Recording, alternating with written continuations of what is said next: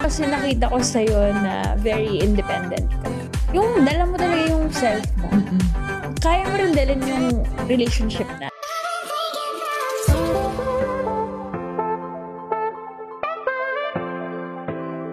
Hinawakan niya yung kamay ko. Ano? Totoo nga. Oo, Ay. yun yung nakauna. Dahil hinawakan niya yung kamay ko.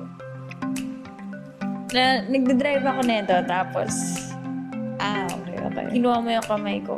Yun din yung first na holding hands natin. So, pinilig ako. Kahit nakaganto lang. Focus ka mag-drive. Focus ka mag-drive. Boosh! Gano'n na gana pala. Oo. Ako kasi nakita ko sa'yo na very independent ka. Yung dala mo talaga yung self mo.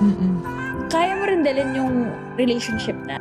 Usually, pag may problema kami, make sure lang namin na napapakinggan namin both kung anong feels, ang nararamdaman ng bawat isa.